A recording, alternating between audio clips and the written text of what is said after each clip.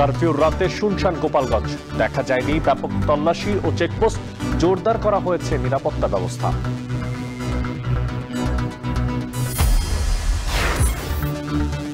ফের আওয়ামী লীগের ফ্যাসিবাদী সন্ত্রাসী রূপ উন্মোচিত, খুলনায় ব্রিফিংয়ে নাহিদ। সারা দেশে আজ এনসিপির প্রতিবাদ বিক্ষোভ। জাতীয় নাগরিক পার্টি আগামীকাল সারা দেশে বিক্ষোভ কর্মসূচি পালন করবে এই সশস্ত্র হামলার প্রতিবাদে। গণঅভ্যুত্থানে প্রাণহানির পর ছাত্রলীগ মুক্ত ঢাকা বিশ্ববিদ্যালয় ক্যাম্পাস। এদিন গায়েবানা জানাজায় পুলিশ ব্যারিকেড ভাঙে ছাত্র জনতা।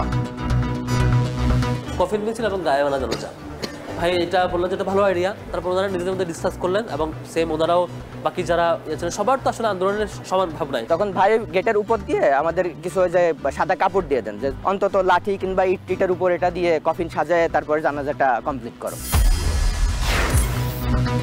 নতুন মুদ্রানীতিতেও সংকোচনমূলক অবস্থান থেকে সরছে না কেন্দ্রীয় ব্যাংক। বিনিয়োগ বৃদ্ধিতে উদার হওয়ার দাবি ব্যবসায়ীদের। উৎপাদন খরচ বেশি, এবং উৎপাদন খরচ বেশি হলে নিশ্চয়ই যারা উৎপাদন করেন তারা আসলে কম দামে জিনিস বিক্রি করবেন না। তো এখন আমাদের একটু নমনীয় মুদ্রানীতির প্রয়োজন।